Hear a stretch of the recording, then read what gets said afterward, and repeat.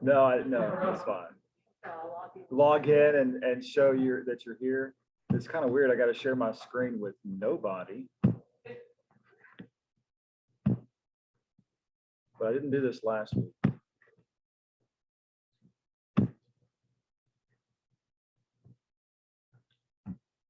This is Watch Leonard fiddle with the computer time.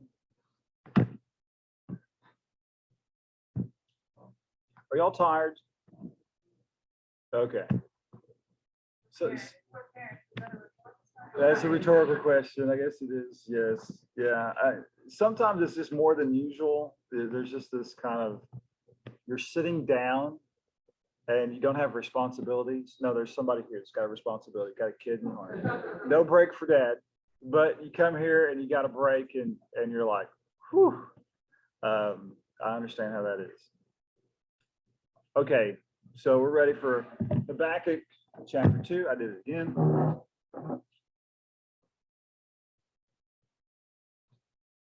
Tell I'm a creature of habit. So the thing, you would have failed your sword drill?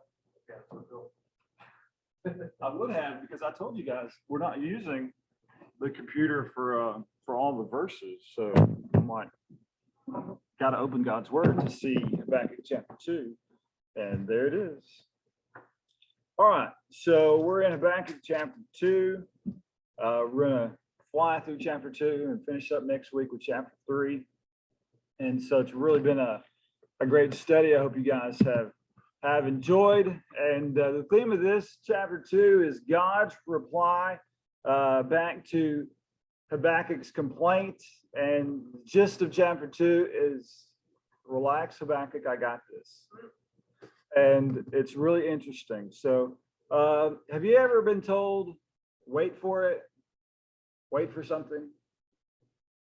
Do you like that experience of waiting? How do you respond to waiting? Anxiety. They go, our sermon today go together with waiting, whining. Look for other options. Look for other options. Yes. I'll give you an example. I'm sitting in my red light at my subdivision on Sunday morning. Guess how many people are on the road? 0. Guess what the light wants to do? Turn red. I'm sitting, there's nobody. Left, right, front, behind. Jason Best, close your ears. Sometimes I solve the problem myself, and it's Sunday morning, and I'm running a red light just because I want to get to church. Because there's nobody. I'm like, what is the point of this red light that goes anyway? So this morning, it was me and the guy across from me both wanting to turn, and we both had to wait. Because I'm not going because he's there and I got a witness to a crime I'm about to commit. And so we both just waited and waited. And it feels like it was forever before the light turned. And then I go to the next light and it turns red too. Nobody's there, but it's red. So we don't like to wait typically. Well, we are an instant society. Give me that cappuccino and give it to me fast, right? We have these great machines to do that. Everything fast food and all the like. So, but what's tough about waiting?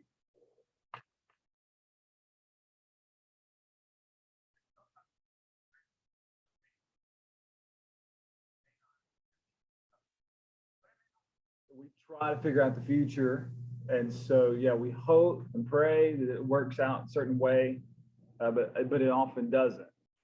Definitely Habakkuk's example is that he was thinking things were going to be done a different way than what God chose to do.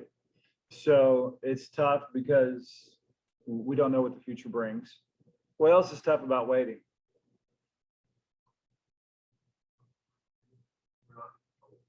We're not in control.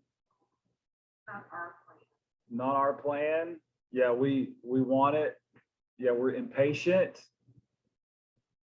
We want answers. We want whatever it is that we're waiting on. We want it instantaneously. Yeah, it's tough. It's tough to wait. But we'll see here with Habakkuk, that he he wants God to act, and he wants him to do it right now. So God assures Habakkuk that he will punish all the wicked that's done, both in Judah, the southern kingdom that Habakkuk is concerned about, and then God says he's going to use the Babylonians to come in, and Habakkuk's like, well, those guys are even worse than us here in Judah. But God reassures Habakkuk that he's going to punish all the wicked at the right time, which is whose time? It's Sunday school. Come on, guys. Whose time is it? It's God's time, right? Yeah, it's God's time.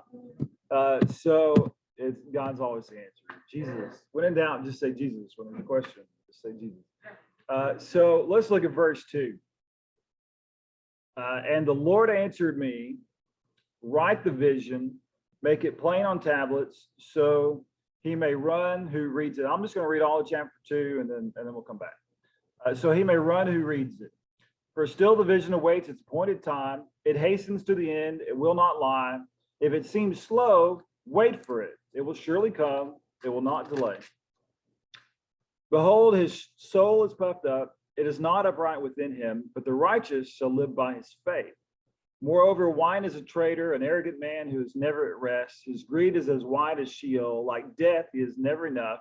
He gathers for himself all nations and collects as his own all peoples.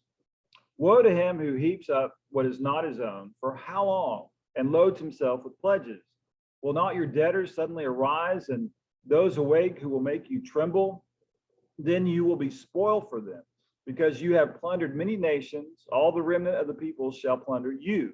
For the blood of man and violence of this earth to cities and all who dwell in them. Woe to him who gets evil gain for his house, to set his nest on high, to be safe from the reach of harm. You have devised shame for your house. By cutting off many peoples, you have forfeited your life. For the stone will cry out from the wall, and the beam from the woodwork respond. Woe to him who builds a town with blood and foils a city on iniquity. Behold, it is not from the Lord of hosts that people labor merely for fire, and nations weary themselves for nothing.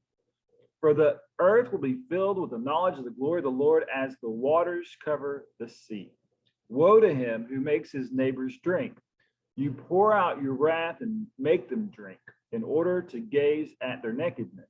You will have your fill of shame instead of glory. Drink yourself and show your uncircumcision. The cup in the Lord's right hand will come around to you, and utter shame will come upon your glory. The violence done to Lebanon will overwhelm you, as will the destruction of the beast that terrified them. For the blood of man and violence of the earth, the cities and all who dwell in them. What profit is an idol when its maker has shaped it, a metal image, a teacher of lies? For its maker trusts in his own creation when he makes speechless idols. Woe to him who says to a wooden thing, awake, to a silent stone, arise. Can this teach? Behold, it is overlaid with gold and silver, and there is no breath at all in it, but the Lord is in his holy temple, that all the earth keeps silence before him. That's a mouthful, right? A lot of poetry, a lot of symbolic imagery there. So we're going to kind of break all of it down a little bit. The gist of the main point of Habakkuk, the key verse, of course, as you probably keyed in on it right away, is verse 4, where it says, but the righteous shall live by his faith. Does that sound familiar? It is, because it's quoted and referred to like 3 or 4 times in the New Testament, and we're going to look at those this morning. But he says, verse 2, write the vision. That's a prophetic message. And so it could be that he's saying write the vision in the shorter section, or it could be the whole book of Habakkuk, which isn't very long. But it's supposed to be a permanent witness, since it's not going to be fulfilled right away. It's going to take some time. So he says, write this vision down. And he says, so he may run who reads it. So this could be a herald that goes out, because they didn't have the internet back in those days. So they've got to actually put a guy on horseback and send it out to all the other villages, or send it to them. But he's saying that this is important for everybody in Judah to see it. So just get this. All right, I got Matthew Petty. Yay.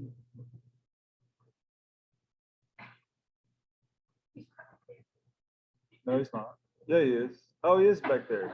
Matthew Petty, what are you doing, man? I saw your wife over here and I thought, well, he's not here, but he is here. Okay. All right, just be that way. That's fine. You're lonely. Great to have you online, Matt. I appreciate that. So anyway, write the vision.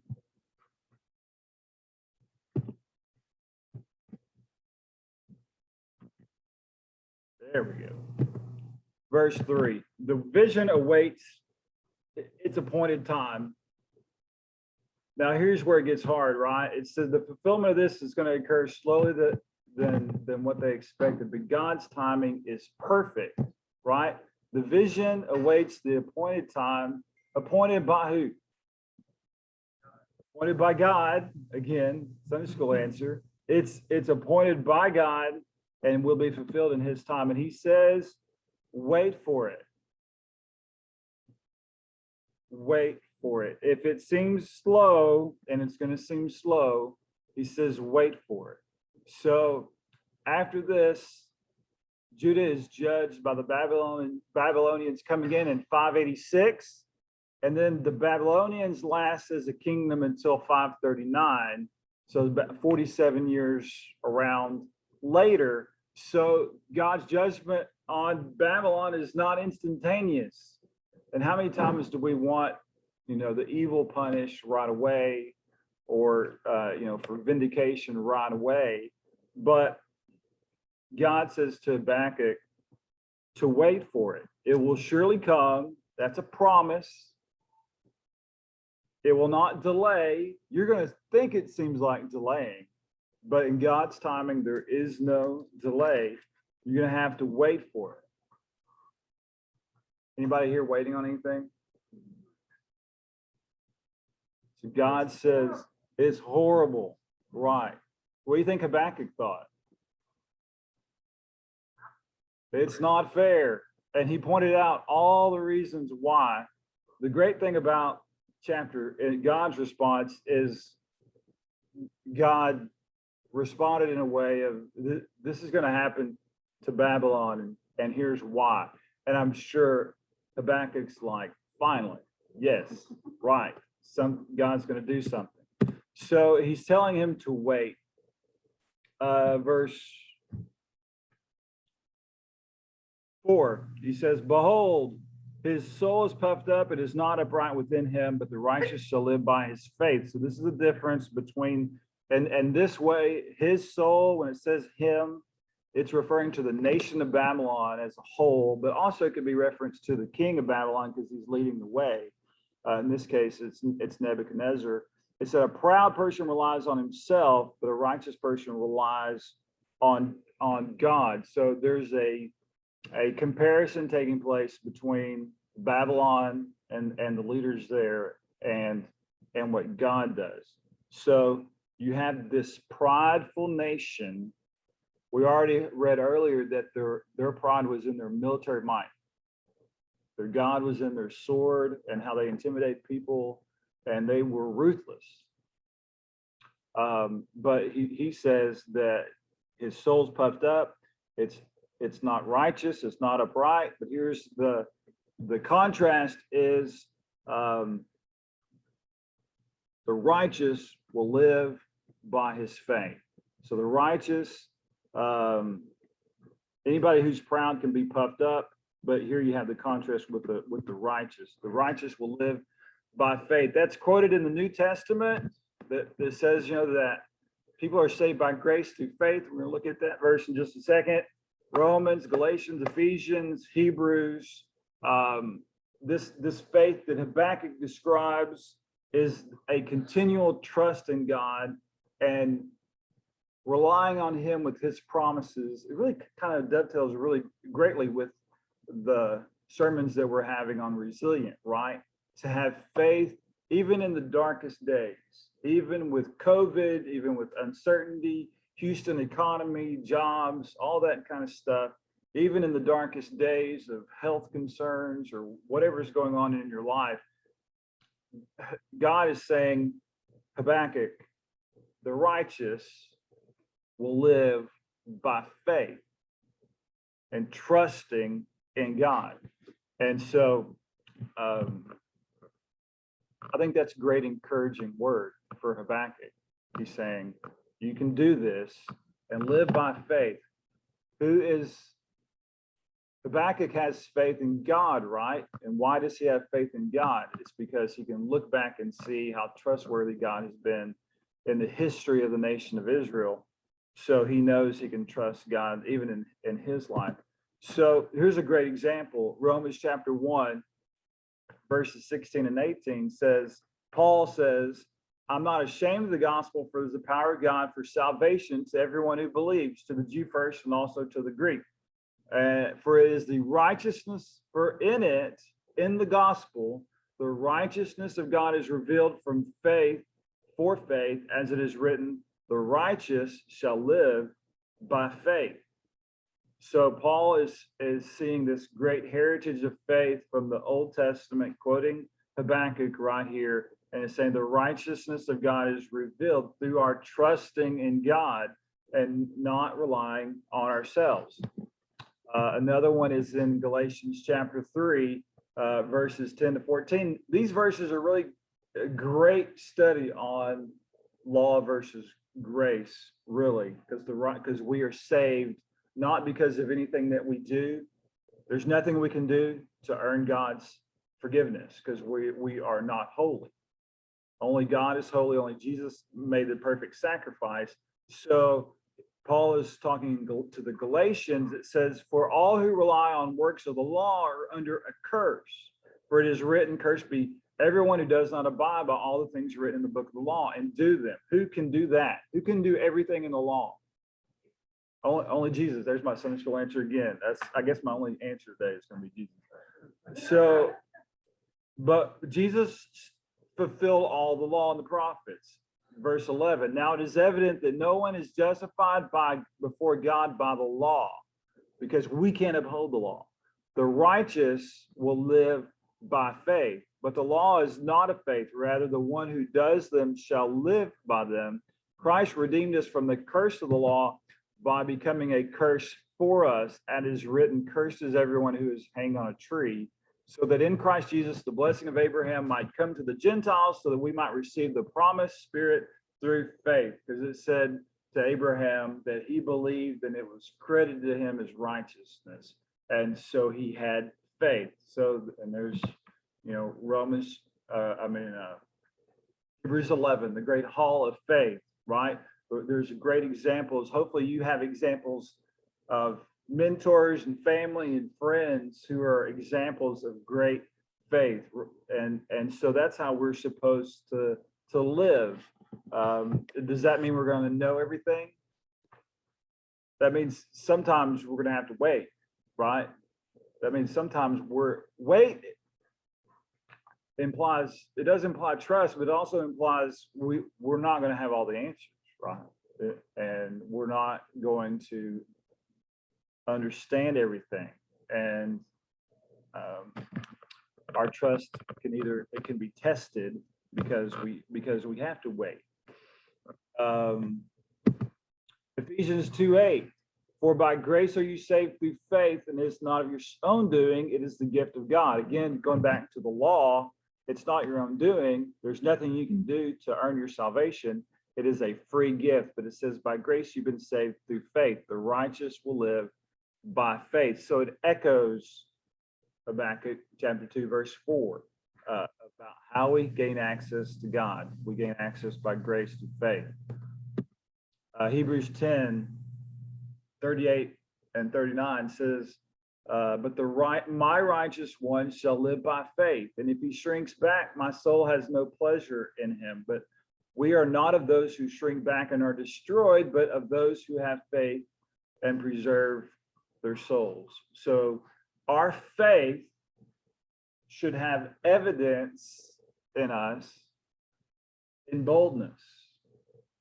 And so as we live by faith, Hebrews says that somebody who lives by faith doesn't shrink back. And also, God, how many times do you see your kids do something that shows bravery and boldness, and you're super excited about that? Does that ever happen? Conquering a fear? Was that? So was that? What was that? Every time they talk back. This close to death. This close, right. Well, not that kind of shrinking back. We want him to shrink back from that. So when Judson, he's really afraid of water, and he would get so upset going to swimming lessons, his stomach would start to hurt. Like he just almost got taken out by this fear. But it was really cool the day that he got in the water and swam across the pool. Right. Just to watch him do that. So he had faith, he had trust in his abilities and his training and all that stuff, and he conquered that fear. So I kind of like that. That's how I think about it when God looks at us and we're living by faith. He's super proud of us. So we want to be those that live our lives by faith. And righteous ones, when it says that, it's not righteousness of our own, right? This is a righteousness, because we see this through the lens of the New Testament. We know that righteousness is a righteousness that comes by faith through Jesus. So the righteous shall live by faith and trust.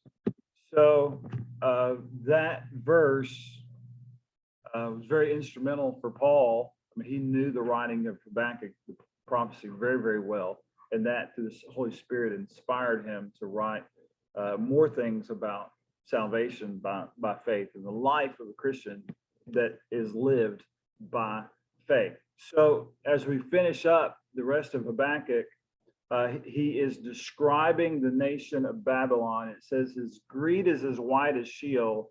In the Old Testament, Sheol is a place of the dead where everybody went, but which never filled up. So there's a lot of references to Sheol. And of course, those references to Sheol versus hell and heaven is not foggy in the Old Testament, but definitely expounded on in completion in the New Testament.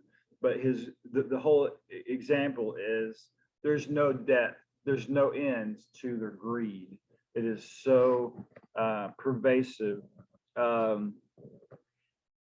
Like death, he has never enough. He gathers himself all nations and collects as his own all peoples. So you have, oh gosh, John Blanford, I'm going to say this, and you may be the only one in this room that even cares what I'm going to say. No.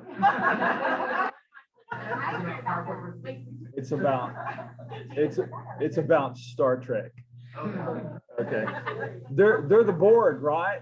They're the board. They're assimilating everybody. They're going in and they are just taking over and consuming civilizations and making part of their own culture. They are just, it's atrocious. I mean, I don't even know if there's anything on the current landscape that would compare to the kind of ferocity. Maybe the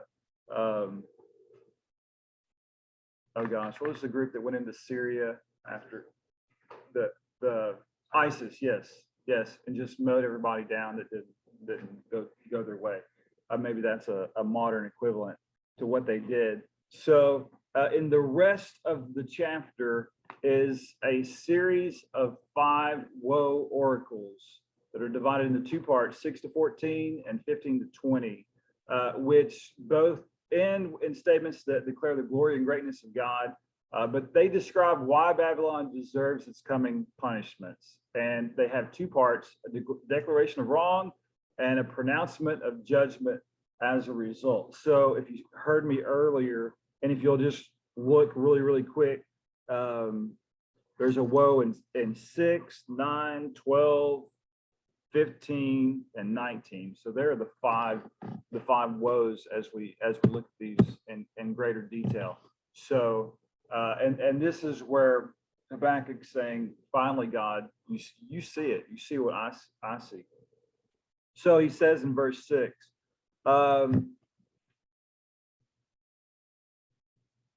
woe to him who heaps up what is not his own, and for how long? who loads himself with pledges. So all these are all the nations that the Babylonians had destroyed. So they just leave a path of destruction in their way. And the first woe says that they are condemned. The Babylonians are condemned for their excessive greed, and they hoarded things that are not their own. So that's God saying, this is what I see. But then he says, here's the punishment in verse, and then pledges were allowed under the law, but still humane treatment of people were still expected. So that's like people that were taken into not exactly captivity, but pledged to do certain things by the kingdom. So verse 7, debtors, the spoil and plunder that Babylon had taken from other nations is actually only on loan until a stronger nation comes to plunder Babylon. So that's what it says, that they're debtors. Will not debtors suddenly arise and make you tremble? You will be spoiled for them. So you're going to get your comeuppance. You're going to get, it's like the movie Rocky, or one of them. Which one was the one with, well, even Apollo Creed, right? He's arrogant, right? And then all the bad guys in the Rocky movies. What was the other ones? Clubber Lang, the Mr. T character. And then that's 3. And then there's the Russian dude. That's 4. And I don't know the rest of them. They made like 10 Rocky movies. I don't even know all those people. But they're just the worst of the worst. And so when you see them get their comeuppance, right? Every blow, you're like, yes, go Rocky, right? So that's what he's saying. He's saying you're gonna reap what you sow, and it's gonna come back to you. That's what this whole debtor thing is about. And verse 8 just continues it. You have plundered many nations, and so these people shall plunder you for the blood of man and violence to the earth. That's what you've done, the cities and all who dwell in them. So you're going to be punished for all of these atrocities that you have. Verse 9 is the second woe. So woe to him who gets an evil gain for his house, to set his nest on high, to be safe from the reach of harm. So the second woe is they're condemned for relying on their treasures and wealth for protection. So they had this great, they amassed, stolen goods and just plundered everybody that they came across. And they set their nest on high. So they liked to build cities that were like inaccessible. And so Babylon was built kind of on a hill. And a historian says that they had a huge wall with 100 bronze gates that was wide enough for a 4-horse chariot to run through it. And so it was just super impressive to see. And that's what they had their trust in, were in these cities that they made that they thought were safe from harm, but they weren't actually that way. Verse 10, it says, you have devised shame for your house by cutting off many peoples. You have forfeited your life. So God is telling Habakkuk, they will get what they deserve, and they have killed many people. And verse 11, for the stones will cry out from the wall, and the beam from the woodwork respond. And that's again very poetic language. And for us, sometimes we like, I don't know about you, but I like to go to Paul because it's pretty simple, right? Or the apostles in their writing, it's applicable to us, fairly quickly. So it's a little hard to pull out the nuggets from a prophetic book. It's because it's written, a lot of them, so poetically. And here's a good example. It says the stones will cry out and the beams respond. Well, that's referring to, when they would go in and destroy a town, they'd tear everything down and take it away. They'd take the stones, they would take the wood and go use it for their cities and for their fortifications. And so he's saying that all that stuff that you've taken, all that plunder is going to cry out, that personification of all the plunder right there. So then the third woe is it's condemned for its violence in verse 12. Woe to him who builds a town with blood and builds a city on iniquity. Behold, it is not from the Lord of hosts that people labor merely for fire and nations weary themselves for nothing. So God is at work. And so the Lord of hosts is referring to, what's the praise song, God Heaven Armies. What's the song? The God of Angel Armies. Yes, that's from Chris Tomlin. Yes, Chris Tomlin. That's the imagery that came to my mind, except I couldn't remember the song. Lord of hosts. So he's commander of these heavenly armies. And so God's saying, this is not me. It's not my forces doing this. But the nations, there's going to be judgment that's going to come. So it says here that the people labor merely for fire.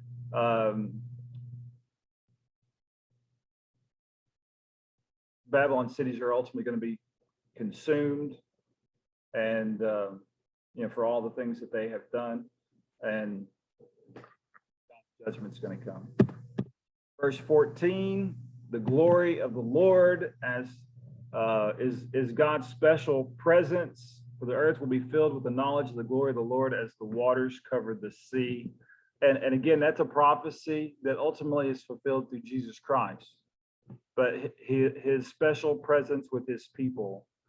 So that's a special day that's going to be consummated when every knee shall bow, every tongue confess that Jesus Christ is Lord. That's like Revelation stuff that's referred to in this chapter in verse 14. The whole earth will be filled with the knowledge of the glory of the Lord as the waters cover the sea. So God is saying, I got this in this moment and in the ages to come.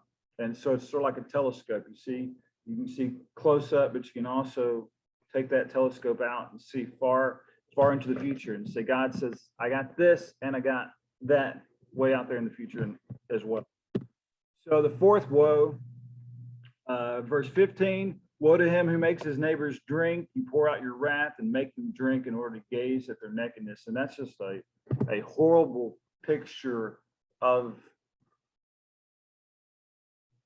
just the vengeance and the depravity of the Babylonians, where they, you could just picture them taking somebody away and they don't have any clothes on, been taken away to captivity or taken away to be killed. And he's saying, again, you're gonna have God's judgment on you because you have done this. So God's making his point, and he's saying, you ever have an argument with somebody and you're like, here's number one, yeah, and by the way, here's number two, and by the way, here's number three, and you may start repeating yourself, but here's number four, and here's number five, because you got all these reasons why. And God's not sinful like we are, but he's proving his point with all of the woes on the Babylonians. This is not good. 5 woes from God, not good. Not good. It seems like if you're going to get upset about something, does that make sense? Mm-hmm. He's not missing anything. God sees it. Right, and that's what, and Habakkuk did say that. He's like, you're not seeing this, God. And God is showing him right here in chapter 1. God's saying, yes, I do see this, but he's saying, you got to wait for the judgment's coming, but wait for it. And Habakkuk, like all of us, are saying, don't want to wait for it. I want my vengeance. I want my judgment, and I want it now. I want my justice, and I want it now. And so, that's tough. But God does see. There's a lot of verses in the Bible that talks about God's ways are not our ways. God's ways are high above us. We can't even fathom the things that God does. And sometimes we're not going to know this side of heaven why God does seem to have done certain things, or maybe he did do certain things, but it's we don't have the wisdom to figure out all the ways of God. Verse 16 says, you will have your fill of shame instead of glory. The cup in the Lord's right hand will come around to you. That's the cup of vengeance. And utter shame will come upon your glory. So as great as the height of the Babylonians now is going to be their fall, that you will have shame. And so they're definitely going to reap what they've sown. Divine retribution is that cup. on Babylon. Go ahead. Yep. 47 years between the captivity of Judah and the fall of Babylon.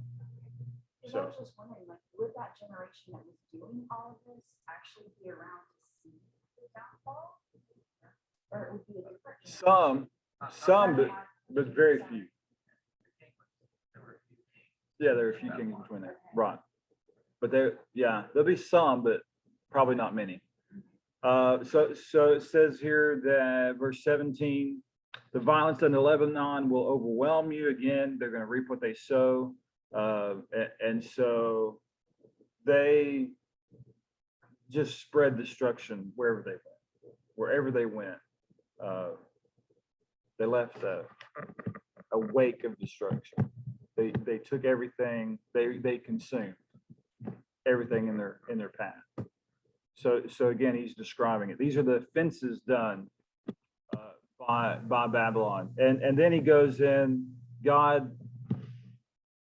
goes into who they worshiped. And the Babylonians worship carved images and false gods, metal images. And so God says that's of no profit whatsoever. So the teacher of lies, the deceptive nature of worshiping idols. We don't worship idols.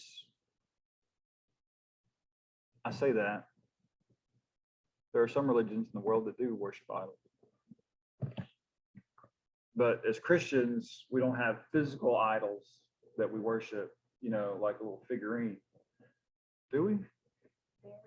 There are some. There's a temple in India that actually worships Jesus as Uh-huh. an idol. And so my friend Sonia brought it back for me. Okay. The The Jesus idol, the official idol, yeah. Idol. But that was just interesting because I never would have thought they would have taken that. But then again, I don't think it's the actual person of Jesus that they know. Right. It's just they're One of trying to many take this gods. concept, Yes. put it- Yeah. Yes. So God speaks very strongly about their false worship and how deceptive that is. And as Americans, we don't necessarily worship, figurines as Christians. We do have other things that we put on the idol. We put on the primary block pedestal of our lives to worship. So we need to not be so quick to dismiss those are pagan people lived a long time ago. They didn't know. They were scared of thunder and thought it was the god or whatever. And so, we're heightened intellectual people. We don't have those same kind of proclivities to worship idols, but we do. We have idol worship of people, celebrities, ideas, jobs, what we do with our time. We definitely have idols that God speaks against those as well. The fifth woe in 19 is again about the idolatry. He says woe to him who says to a wooden thing awake, to a silent stone arise. Can this teach? But he says they're condemned for their idolatry. But 20, it says the Lord, in contrast, is the one true living God who is in his holy temple. Let all the earth keep silence before him. That's God saying, I am the one true God who deserves true honor, true reverence, instead of all these worthless idols. So that's a mouthful, right? This whole book or chapter of God's response to Habakkuk saying the righteous shall live by faith, and saying wait for the judgment that's to come. The righteous shall live by faith. Woe to Babylon, and because their judgment is coming. So what does this mean? A couple of different thoughts that I had for the study today. First question here says, what are you waiting for in your timing that you need to give to God in his time? That's a rhetorical question, unless you really feel like God wants you to answer it out loud. But think about what you're waiting for, and is that fully submitted to God for his time? What is God telling you to wait for? And what do you need to fully give over to God and say, I'm giving this to you. I trust you. I'm going to live by faith and not by worry. Quoting whole sermon this morning. Look up online. Philippians chapter 4, fantastic passage of scripture, 4 to 7, 4 to 9, all of it. Chapter 4. Anyway, so what are you waiting for that you're like, God, can you do this now? Can you do this next week, please? And God's saying, trust me. I've got this. So what is that? And you can reference back to verse 3 in chapter 2. In what ways are you living by faith? In what ways do you need to live by faith? So are you trusting God in everything? You trusting God, first to trusting him for your salvation? You truly trusting in him? Are you trying to do stuff to earn favor with God? Because that won't lead you where you want to go. You have to have complete trust in what Jesus did on the cross. Are you living by faith in your family life, job situations, raising kids? You have to raise kids by faith. I remember early on before I had kids, I was so arrogant, but thinking that I knew everything about what it was to raise kids. And man, God gave me children and just totally knocked me off my high horse there, because there are no guarantees, right? I mean, we can raise our kids in the trust and admonition of the Lord, and there is a promise that says when they are old, they won't depart from it, and you hold on to that, but they have to choose that. And so kids can go their own path, but we have to raise them by faith and trust that God has a plan and purpose for them, for their life. I would also encourage you to talk about that truth to your children. God has a purpose and plan for your life. God, you want to submit your life to God. What is God teaching you? What is God, so we have a responsibility as parents to point them to a life of faith. We can't give them our faith, but we can certainly point them to a life by faith. So what ways are you living by faith, and what ways do you need to live by faith? In these uncertain times, there's a lot of financial uncertainty in the world. And I'm not a financial advisor. I don't claim to have all the answers, but I do know that God is faithful and he's worthy to be trusted. And he has a way of meeting people's needs, not all your wants, but your needs if you fully trust him. So what are ways you need to live by faith? So kind of do a little bit of a gut check. So how's my faith? Am I really trusting God? And it's a corollary to the sermon this morning about worry and anxiety. So it's the other side of the coin. How's your faith? Are you truly trusting? And then the 5 woes, all that poetic stuff that some of your eyes kind of glazed over. I saw it. I'm sorry. Just kind of glazed over as I was going through all those. But we need to realize that and live our life knowing that the righteous judge is sovereign and has all things in his hands. God's got this. So all the injustice that we see in the world, we're not going to solve it. God's got it. He is the righteous judge, and either in this life or the life to come, all those injustices will be taken care of. And we have to have faith that God's got it. And I bet you there's a lot of stuff out in the world today that if God was writing a letter to them, there'd be a lot of woes. There'd be a lot of woes. But that's God's business. That's not mine. He is the righteous judge. And I think that's a great perspective for us to have as Christians. He's the judge. Now, as we live our lives around us, the people that we allow our contact with, we do need to surround ourselves with people that are good for us. And I think we can inspect some fruit. I think we do have a job of discerning, if you want to call that judging, but discerning, where people are in their walk with the Lord as we live life with them. So we do need to be fruit inspectors, but we're not the righteous judge of all things. And that's God. So Habakkuk chapter 2 is a great example that God says, I see it and I'm going to deal with it. It's really important. And finally, even when we find the world around us chaotic and out of control, God still has a plan. That's what God was telling Habakkuk. Wait for it. Wait for my plan.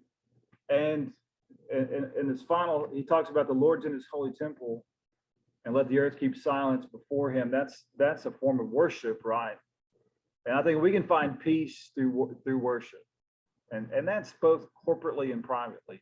So I would encourage you, when things get chaotic and crazy and you're looking at the world and everything that's happening and you're like, everything's going to hell in a handbasket, as my dad used to say, or probably still does.